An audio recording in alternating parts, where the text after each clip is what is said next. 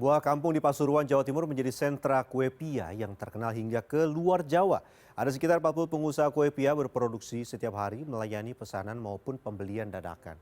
Menyerap banyak tenaga kerja, kampung pia memberdayakan dan menggerakkan ekonomi warga. Simak kisahnya dalam Sisi Kota.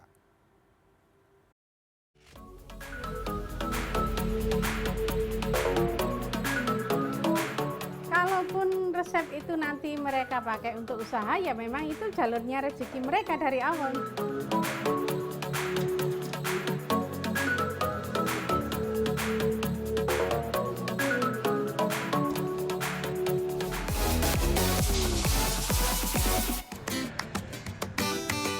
Di Kabupaten Pasuruan, ada sebuah desa yang menjadi sentra kue pia. Desa Kejapanan namanya. Sekitar 40 usaha pembuatan pia beroperasi setiap harinya. Dulu, sebelum menjadi produsen pia, mayoritas penduduknya adalah perajin perhiasan emas untuk memenuhi kebutuhan luar Jawa. Tapi, sejak mengenal pembuatan pia, mereka beralih menjadi perajin kue pia. Di gang ini saja sudah ada 1, 2, 3, 4 produsen pia. Saya akan masuk ke salah satu rumah tempat produksi pia. Assalamualaikum. Pelopor home industri kue pia di desa Kejapanan adalah Yana Andayani. Ibu dengan 4 orang anak ini memulai usaha pembuatan kue pia sejak 1999.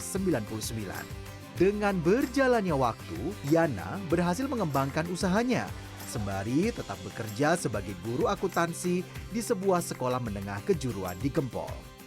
Saya nitip ke toko-toko gitu yang saya bawa toples, kemudian saya isi dengan kue pia gitu. 1 minggu lagi saya apa istilahnya, saya lihat masih ada atau enggak gitu ya, saya titipkan itu. Itu sampai sekitar 3 tahun. Bagi Yana, tidak mungkin menjaga kerahasiaan resep kue sementara ia bekerja. Beberapa karyawannya yang tak lain adalah para tetangga mencoba berbisnis kue pia dengan menggunakan resep yang sama yang digunakan Yana. Bagai cendawan di musim hujan, usaha kue pia menjamur di desa Kejapanan. Satu lagi, Bu. Ya, Ibu kan tidak menutup, tidak keep ya. resep itu. Iya. Malah dibuka ke para Iya, karyawan. monggo. Nggak rugi dah, Bu? Gimana ya? Menurut saya itu kalaupun resep itu nanti mereka pakai untuk usaha, ya memang itu jalurnya rezeki mereka dari awal untuk mereka, yaitu lewat pia. Jadi saya tidak bisa membatasi. Kalau memang jalan rezekinya dia di pia, ya insya Allah sukses. Kalau bukan di pia, ya mungkin nggak akan bertahan lama. Itu seleksi alam lah, kita nggak usah khawatir. Tapi resep itu apa jadi kunci utama kesuksesan, Bu? Dari pengalaman Ibu? Tidak, menurut saya nggak selalu, nggih. Jadi ada kombinasi lain gitu yang integrated yang bikin orang itu bisa sukses. Mungkin bisa jadi marketingnya, plus manajerialnya, plus financingnya, itu kompleks lah. Dengan banyaknya usaha pembuatan pia yang bermunculan, sudah pasti menyerap tenaga kerja baik warga desa maupun dari luar desa. Dina, salah seorang tetangga Yana, mengaku senang bekerja di Pia Karoma. Selain dekat dengan rumahnya, pekerjaan ini bisa dibawa santai, tidak seperti tempat kerjanya sebelum ini.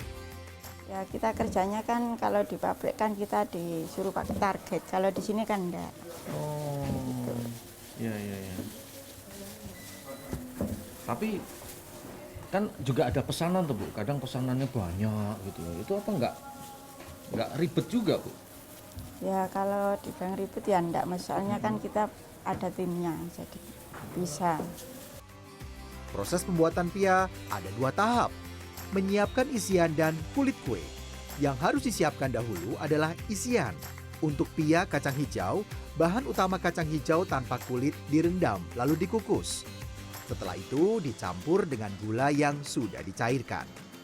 Berikutnya adalah membuat adonan untuk kulit pia. Bahannya dari 2 jenis tepung terigu yang berbeda. Untuk kulit dalam digunakan tepung terigu rendah protein. Sedangkan untuk kulit luar digunakan tepung terigu dengan protein lebih kuat. Kulit dalam untuk menutup isian agar tidak pecah. Tapi karena kadar proteinnya rendah, maka bisa sobek kalau tidak dibungkus dengan kulit luar yang berprotein tinggi. Kedua lapisan ini ditempelkan. Setelah itu, ditipiskan, digulung, lalu dipotong-potong sesuai kebutuhan. Adonan isian diambil sejumput lalu dikepal-kepal dan dibungkus dengan kulit. Setelah itu, pia-pia tadi dipanggang dalam oven bersuhu 170 derajat Celcius selama sekitar setengah jam. Bu, ini proses apa ini di sini, Bu? Ini tempat untuk mendinginkan kue yang sudah matang. Jadi Salah satunya ini, Bu, ya? iya. Ini tidak dipindah ke atas? Iya bisa, Bisa ya? bisa. Ya, ini nanti biar waktu dikemas itu kondisinya sudah dingin. Karena kalau kondisi panas langsung dipacking itu malah jamur, malah lembab sehingga jamur gitu. Masing-masing produsen mempunyai standar produksi harian pia. Ada yang per hari memproduksi 1.000 buah, ada juga yang membuat 500 buah. Stok ini disiapkan kalau ada pembeli yang membeli dadakan. Ada pembeli baru, ada juga langganan. Banyak juga tetangga sendiri yang beli, juga ada pemesanan hingga luar Jawa. Anak-anak cocok di sini. Terus enak, memang gampang. Deket rumah kan? Iya. Terus yang disukai yang Kalau anak-anak itu sukanya pisang coklat. Tapi biasanya kalau saya buat acara-acara gitu ya campur lah. Yang ori sama tape itu sama pisang coklat.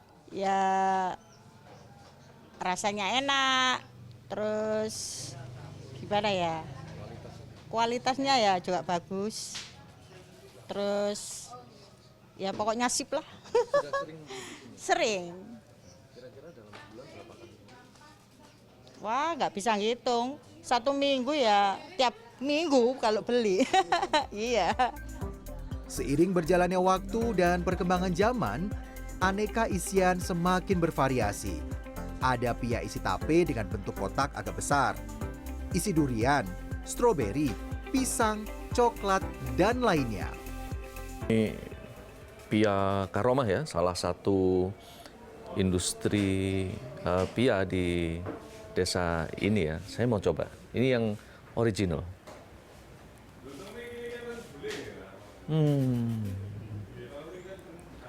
Ini masih hangat, rasanya manis, ada gurihnya, kulitnya ini masih kriuk-kriuk, dan kalau kita lapar bisa mengenyangkan. Di kampung ini, para pembuat kue pia sepakat untuk mendirikan koperasi. Selain para perajin pia, anggota koperasi itu juga penyedia bahan baku pia, seperti tepung terigu, gula, dan kacang hijau. Dalam koperasi itu, para anggota sepakat menetapkan harga eceran terendah. Harga satu buah pia original adalah Rp1.000. Maksudnya, supaya penjualan lebih tertata dan meminimalkan disparitas harga yang terlalu jauh. Andreas Wicaksono, Didi Niswandani, Pasuruan, Jawa Timur.